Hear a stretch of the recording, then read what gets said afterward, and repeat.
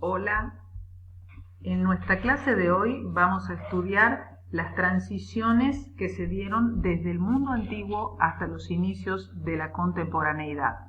Nos referimos a dos transiciones.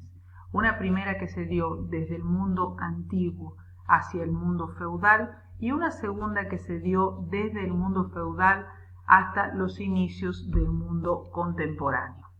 El análisis de estas transiciones nos parece importante para poder explicar cuáles son las características, los rasgos más importantes, las bases de la sociedad en la que nosotros vivimos hoy. Cómo se fueron conformando los sistemas de gobierno, cómo se fue desarrollando el liberalismo, cómo se fue instalando el liberalismo, cómo se fue construyendo con todos sus matices en los distintos estados. Por supuesto, todo esto va a implicar el estudio de procesos históricos. La idea no es ir viendo acontecimientos individuales, sino dentro de procesos históricos que los cargan de significado en el largo alcance. Por supuesto, estos procesos que vamos a estudiar siempre los vamos a realizar desde la perspectiva de la historia social, como vieron en nuestra clase anterior. Por supuesto, vamos a ir analizando distintos aspectos políticos, económicos, social, también lo ideológico, lo cultural. En algún momento nos detendremos a ver el punto de vista de algún individuo, de algún sujeto importante que haya tenido alguna actuación destacada o diferente. También vamos a ver mentalidades colectivas u otros puntos de vista. Si bien en algunas clases vamos a profundizar en algunos de estos aspectos y no tanto en otros, y esto va a ir variando, lo importante es que ustedes comprendan que todas estas variables están interrelacionadas en la realidad como lo están en la vida misma y están en constante cambio. Por ahí nosotros vamos a profundizar algún aspecto en una clase porque se presta para ello. Y lo hacemos por una cuestión didáctica, ¿no es cierto? No porque en realidad no esté todo operando conjuntamente. Esto es muy importante que lo comprendamos. Ahora, para comenzar a hablar de esta primera transición desde el mundo antiguo al mundo feudal, vamos a concentrarnos un poco en los mecanismos de trabajo. Y para ello nos retrotraemos hacia una revolución que se dio 8.000 años antes de Cristo, que se denominó la revolución neolítica. Esta revolución de la piedra nueva es una revolución fundamental que vivió la humanidad y es cuando el hombre aprende a vivir sedentariamente, cuando deja de ser nómade y es capaz de instalarse en comunidades sedentarias. Estas primeras comunidades, chicos, aprenden a realizar cosas sumamente importantes y profundamente revolucionarias, como el hecho de que el hombre aprende a domesticar animales, surgir el tejido, la arquitectura, y entre estas cuestiones que el hombre aprende, surge la agricultura. El hombre aprende a cultivar. Esto, chicos, es un rasgo que quiero que subrayen y tengan sobre él una atención especial. ¿Por qué? Porque la agricultura, a partir de esta revolución, será la forma de subsistencia predominante de las sociedades hasta que lleguemos a las puertas de la contemporaneidad, hasta que a fines del siglo XVIII se produzca la primera revolución industrial. Así que este modo de subsistencia, ¿no es cierto?, esta forma de producción que es la agricultura, se va a convertir en dominante hasta entrado el siglo XIX. Fines del siglo XVIII, como les digo, hasta comienzos del XIX. En el mundo antiguo, por supuesto, fue un mundo que económicamente se soportó en esta principal actividad que fue la agricultura, pero tuvo una característica y es que la misma estuvo muy vinculada con el sistema esclavista. Agricultura y esclavitud fueron de la mano en el mundo antiguo en una gran medida. ¿Cómo se obtenían los esclavos? Los esclavos se obtenían como mercancías, porque el hombre, una vez que era esclavizado, perdía la condición de persona y pasaba a ser una mercancía, ¿no es cierto? Se podía comerciar con él. En otras sociedades se caía en la esclavitud por deudas en algunas épocas. En otros casos los esclavos se obtenían luego de las guerras, los prisioneros eran sometidos a la esclavitud y los esclavos pasaban a pertenecer absolutamente a su amo y en todos los casos sufrían un profundo desarraigo. Los esclavos se dedicaron a múltiples actividades en la antigüedad, pero una de las más importantes indudablemente fue la agricultura. Porque en el mundo antiguo, si bien surgieron ciudades importantes y toda una civilización humana, la mayor parte de la población vivía en ámbitos rurales. En este mundo antiguo, como les digo, surgieron grandes ciudades, aparecieron formas de gobierno como la república en el caso de Roma, como la democracia en el caso de Grecia, de la polis griega ateniense, ¿se acuerdan? Donde surge por primera vez esta democracia directa, donde hay una vitalidad cultural que se desarrolla enormemente desde la filosofía, la física, la matemática, pero lo que nosotros queremos destacar es que esto fue posible porque existió un sistema esclavista, o sea, se liberó de manos y cabeza a los ciudadanos, ¿sí? En la polis griega, por ejemplo, para que se dedicaran al ocio creativo y a la reflexión, porque hubo una enorme cantidad de mano de obra esclava que se encargaba de las tareas de subsistencia y posibilitó estos espacios para la creatividad en los ciudadanos.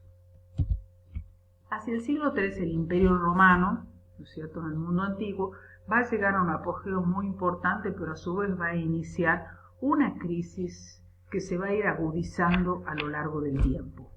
No vamos a analizar en profundidad la crisis del imperio, pero sí vamos a tomar algunos elementos que nos permiten comprender esta transición. Este sistema esclavista, que vimos que se había instaurado en muchas sociedades del mundo antiguo, en el caso de Roma, en el Bajo Imperio, comienza a ser reemplazado por otras formas de trabajo. Por ejemplo, van surgiendo los colonos y el colonato, van surgiendo otras formas de trabajadores libres. Otra cuestión muy importante en el Bajo Imperio y que tiene que ver con esta transición es el surgimiento del cristianismo. ¿Sí? De la prédica de Jesús de Nazaret va a surgir un movimiento que va a ser el cristianismo, ¿no es cierto?, una nueva religión que lentamente va a ir instalándose en el imperio. Fue realmente muy perseguida, duramente perseguida en sus inicios. Sin embargo, el imperio luego fue cambiando su actitud hacia la misma, la toleró en un primer momento y a partir del 395 Teodosio la declara la religión oficial del imperio. Y a partir de allí la Iglesia va a comenzar a tener un peso distinto en el marco del imperio. Cuando se produjo la caída del imperio por las invasiones germánicas denominadas bárbaras, ¿no es cierto?, por aquellos pueblos que decían que los germánicos eran pueblos que no sabían vivir en las polis, por eso era un término profundamente despectivo. Estas invasiones germanas, cuando caen y hacen que caiga el Imperio Romano de Occidente, porque el Imperio Romano de Oriente queda en pie, nosotros vamos a poder apreciar que la Iglesia fue una de las instituciones que hizo de puente cultural entre este mundo antiguo y el mundo feudal, ¿sí? Fue una institución que se sostuvo y que se mantuvo en un ámbito absolutamente conflictivo y caótico como fue la caída del Imperio Romano de Occidente. La Iglesia se mantuvo como un faro, iluminando, ¿no es cierto?, y trasladando cultura, conocimientos, saberes, rituales, etcétera, hacia el mundo antiguo. Hacia el mundo feudal, perdón. En el espacio donde había existido el Imperio Romano, como les dije, se instalaron los nuevos pueblos bárbaros, vándalos, ostrogodos, francos, burgundios, y en el espacio que había correspondido al Imperio Romano de Occidente comenzaron a intercambiar modos de vida, de cultura, etc. La población romana existente con la población germana, o de los distintos pueblos denominados bárbaros, que se instalaron en este espacio. Y así, de la fusión de ellos fue surgiendo un nuevo modo de organizar la sociedad que se denominó el feudalismo. O sea, me interesa que les quede muy claro, chicos, que el feudalismo proviene de la fusión de tres legados. El legado romano, el legado germánico que proveen los pueblos que ingresan al imperio y el legado cristiano, que será un legado importantísimo, y la Iglesia, como les decía, que jugó este rol de puente cultural hacia el medioevo, una vez que llegó a este nuevo mundo, adquirió un poder realmente enorme. ¿Qué caracteriza este nuevo modo de organizar la sociedad, que es el feudalismo? Y bueno, es una sociedad que está en continua guerra. Es una sociedad en la que hay mucha violencia, en la que hay muchos enfrentamientos. ¿Qué ha pasado con el poder político? El poder político hasta el año 800, durante el imperio de Carlomagno, mantuvo, ¿no es cierto?, un poder en manos del emperador muy concentrado. Sin embargo, a partir de la muerte de Carlomagno, y además de una situación de invasiones y mayor inseguridad, esa monarquía se fue vaciando de poder. Entonces tenemos que, a partir de este momento, existe el rey, ¿no es cierto?, existen los emperadores, pero están vacíos de poder prácticamente. Tienen un enorme poder honorífico porque el rey existe, el rey ha sido ungido, por lo tanto incluso se considera que tiene poderes sobrenaturales para curar. Es el primero entre los señores feudales, no hay nadie superior a él, pero el poder efectivo de él ha disminuido enormemente. Y gran parte de ese poder ha drenado a manos de los señores feudales. O sea que en el feudalismo nosotros tenemos una organización política con una monarquía existente, pero mucho más debilitada. El rey tiene la función de paz y justicia, pero los poderes efectivos, judiciales, políticos, etc., los han absorbido los señores feudales, que son realmente como pequeños príncipes cada uno en su feudo. La economía en esta época también ha variado, si consideramos cómo era en el imperio, porque debido a las invasiones, como yo les dije, no solo que se dieron en el siglo V con la caída del imperio, sino después, a partir del siglo IX, de sarracenos, normandos, húngaros sobre la Europa occidental, esto generó que la gente huya de las ciudades y se vaya a vivir mayoritariamente al campo, porque las ciudades son focos a donde van los invasores. La economía entonces se volvió una economía mucho menos mercantilizada, mucho más natural, más cerrada en cada uno de los feudos.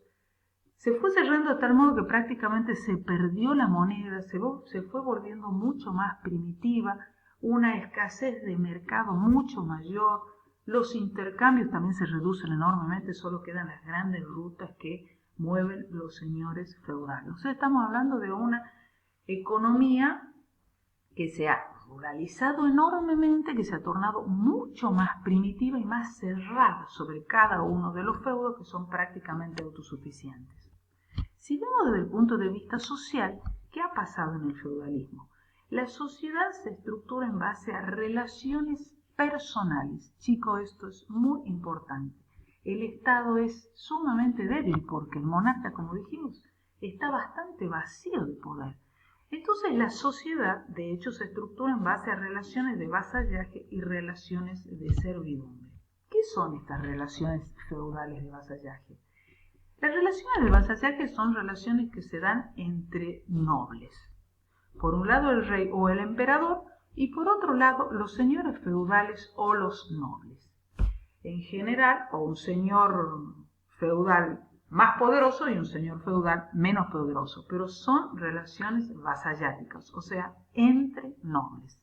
En este caso, el señor menor siempre le brinda un homenaje al señor superior o al rey, ofrece su asistencia militar cuando sea necesaria, su consejo, y además le puede colaborar, por ejemplo, cuando hay que dotar a la hija para que se case o armar a su hijo caballero, y el rey le ofrece a cambio esto se instaló un poquito más adelante, le da una tierra, un feudo, para que él viva de ese feudo. Se lo da en usufructo, no en propiedad absoluta, pero para que él lo maneje.